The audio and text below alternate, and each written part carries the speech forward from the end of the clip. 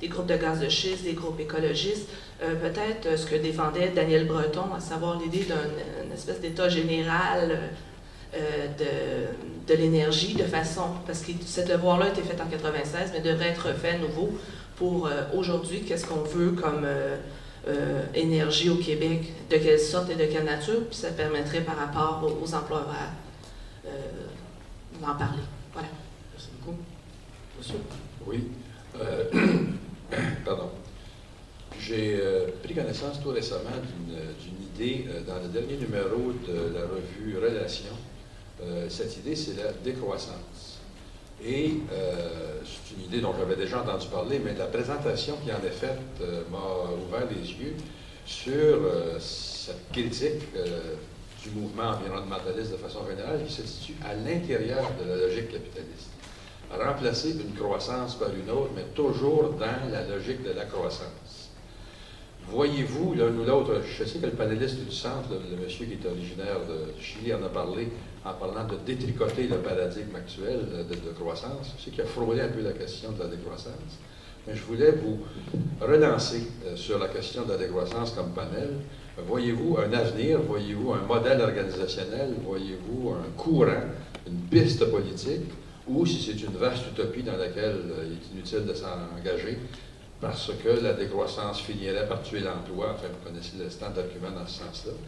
Donc, la décroissance, connaissez la question, la voyez-vous, et dans quel avenir? Immédiat ou très lointain? Merci beaucoup. Malheureusement, pour les gens qui sont au micro, il est déjà midi. On était censé terminer à midi. Déjà, on dépasse, et puis il y a d'autres activités qui se poursuivent durant le courant de l'après-midi. Malheureusement, ça va être impossible de prendre vos questions. Je vous invite par contre, après, peut-être à venir à l'avant, parce que les panélistes vont être disponibles pour discuter avec vous.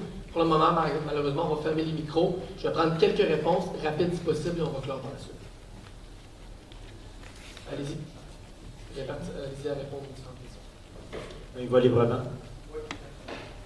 Moi, j'aimerais réagir à certaines des questions là, concernant l'oléoduc.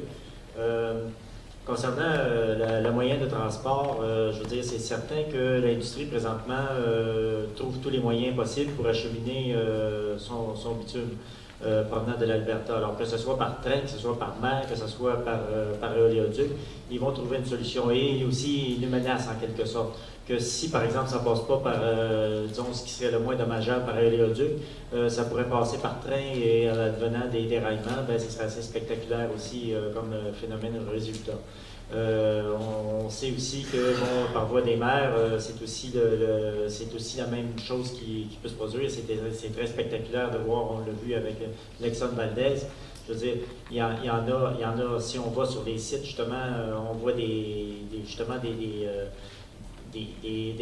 au niveau dans les mers, au niveau du bitume, c'est pas très beau à voir. Je veux dire, c'est très spectaculaire aussi comme catastrophe environnementale. Alors, moi, mais tout de même, je pense que l'idée là-dedans, c'est que peu importe le moyen de transport qui est retenu, c'est certain qu'il faut privilégier probablement ce qui est le moins pire, mais je veux dire, c'est qu'à terme, il faut aussi arrêter, il faut réduire et il faut transformer l'économie. Et transformer l'économie, ça commence maintenant, c'est ça que je disais. Alors, parce que finalement, si on retarde, plus on retarde cet échéancier-là, ben, plus finalement nous sommes exposés aux risques et plus les gaz à effet de serre sont croissants. Alors, c'est pour ça qu'il faut tourner le dos à ces énergies-là et je pense aller dans d'autres secteurs d'avenir qui sont porteurs justement de croissance. Quand on parle aussi de décroissance, c'est un peu ça aussi des énergies vertes, c'est que c'est des énergies qui sont renouvelables.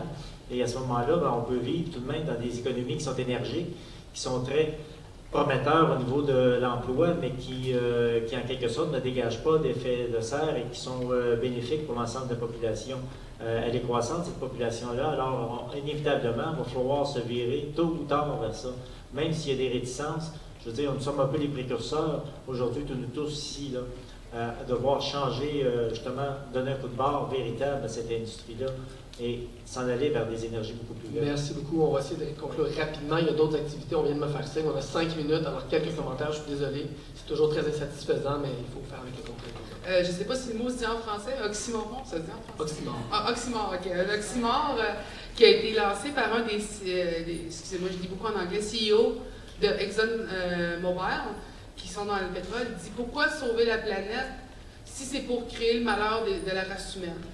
Je veux dire, c'est la carotte et l'âne qui sont accrochés l'un à l'autre, c'est tourné en rond. Puis de faire peur aux gens par rapport aux emplois et au pétrole, sans vouloir retourner dans le passé puis vivre en bogué, là. Je veux dire, on a réussi à vivre quand même 20 000 ans, 30 000 ans de civilisation humaine sans le pétrole comme base de la société. Puis je pense qu'on s'en sortait quand même à certains niveaux, là, je ne parle pas au niveau de la société, mais c'est pas impossible. Mais on va nous faire peur parce que le CEO de Exxon, lui, là, les milliards qui se fait, est-ce qu'il en a besoin dans une seule vie? Non. Il n'y a pas besoin de milliards dans une seule vie. Personne n'a besoin de milliards de dollars dans une seule vie. C'est ça qui est plate. C'est la boulimie économique. C'est d'en vouloir plus, puis de ne pas voir quand il faut arrêter. Donc, oui, il faut continuer. Il ne faut pas avoir peur parce que, je veux dire, on n'implosera pas parce que le pétrole diminue ou que les emplois liés au pétrole diminuent. Il va toujours avoir une source de vie si, justement, on garde cette planète-là en vie. Excusez-moi. Merci beaucoup. Peut-être Carlos.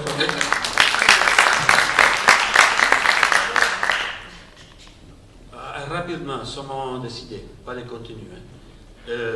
Les élus, les personnes élues, seulement peuvent faire le travail pour nous, entre guillemets, si on est organisé, si on a le pouvoir de mobiliser.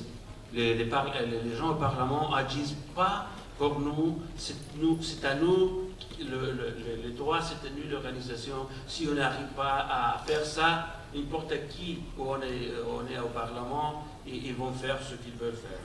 La question de la décroissance, je crois que ça implique beaucoup de choses, mais surtout implique un débat dans la société, parce que si nous, ensemble, on arrive à dire, bon, on veut continuer à vivre comme on vit, on veut continuer à exploiter la nature comme on fait, bon, si on décide ça ensemble, démocratiquement, on sait qu'est-ce que c'est le résultat, bon, allons-y.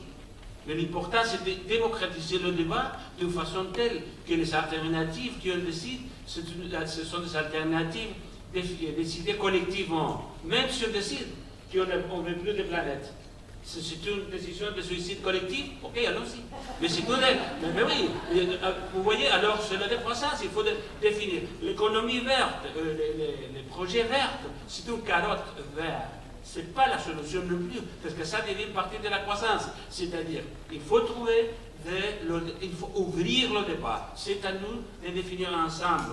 Et finalement, la question de l'emploi. Les mines extractivistes ne produisent pas plus de 1% de l'emploi à l'échelle de la Terre et pas plus de 2% indirectement. Alors, c'est pas là. Les mines, ce n'est pas l'extractivisme qui résout le problème d'emploi. Alors, ça, encore le débat. Merci beaucoup, Patrick. 1 minute, peut-être 2 minutes.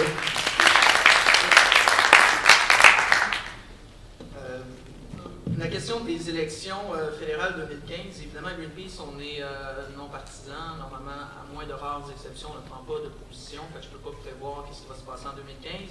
Mais c'est sûr que dans la situation actuelle, je pense qu'il y a un parti qui sera dans notre ligne de mire, soit nommément le Parti conservateur avec leur politique. Mais je vous invite peut-être, ou j'invite Alternative à parler du Forum social des peuples, sur lequel ils sont en train de travailler, qui aura lieu, je crois, l'année prochaine, et qui sera une occasion justement de ralliement des forces en vue des prochaines élections fédérales.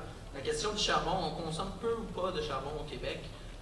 Par contre, on consomme du pétrole de coke, qui est d'un des résidus du raffinage du pétrole. Et on en produit encore plus avec le raffinage des sables bitumineux. Évidemment, si on se met à consommer du pétrole des sables bitumineux, on va avoir davantage de pétrole de coke, et au point tel qu'on abaisse le prix du marché au niveau du pétrole de coke, on favorise l'exportation de pétrole de coke, entre autres en Chine, et on favorise la consommation ici au Québec. Les trains, c'est pas vrai que les trains peuvent remplacer les pipelines en termes de capacité. Ils ont besoin de pipelines. Les trains sont également très préoccupants parce que ça reste le même pétrole sale. C'est encore plus dangereux que les pipelines. Pas que les vieux pipelines peuvent être plus dangereux. Mais les trains, ce n'est pas une option, c'est pas intéressant. Puis c'est même pas intéressant au niveau économique pour eux. Bulletin environnemental à Radio-Canada, oui. Ici, environnement, je suis pour, mais j'espère pas le faire. Pour ce qui est du débat public sur l'énergie dont on parlait, en effet, Et on va le réitérer cette semaine, notre groupe environnemental, le groupe sociaux, vous viendrez voir si vous êtes intéressés, là, que le gouvernement du Parti québécois s'est engagé à tenir une consultation publique élargie pour en vue du développement d'une nouvelle stratégie énergétique et qu'actuellement, c'est pas ça qui se passe. On n'a pas cette consultation-là. On a des décisions à la pièce, pétrole, gaz, et vous faisiez bien de rappeler que le gaz de schiste n'est pas terminé, mais au moins on a une petite pause. Donc, pétrole de schiste, sable bitumineux, tout ça, ça s'en vient. Ça prend une vision globale qu'on n'a pas actuellement.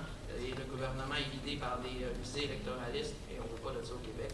D'où une sortie bientôt à ce sujet. Merci beaucoup. Décroissance, je voulais dire. Ouais, merci beaucoup. Merci beaucoup, Patrick. Merci beaucoup à tous. C'est la fin de cette conférence d'ouverture. Je vous remercie d'avoir été là. Je vous remercie de vos questions et je m'excuse de ne pas en avoir pu tous les prendre. C'est toujours très peu, 2 heures pour discuter d'enjeux aussi importants. Je vous rappelle, à 14h, la grande conférence de ce Festival des Solidarités 2013, M. Nimo Bazi, qui est venu du Nigeria pour nous partager son expérience de lutte contre les pétrolières canadiennes en Afrique. Je pense que ça va être un témoignage très intéressant. En terminant, donc, je vous remercie d'être là. Je vous rappelle que devant le portrait qui a été dressé par nos panélistes, il y a une situation urgente. Je pense qu'il faut faire moins de poésie de la lutte et peut-être plus de stratégie de la lutte. On a besoin de prendre action.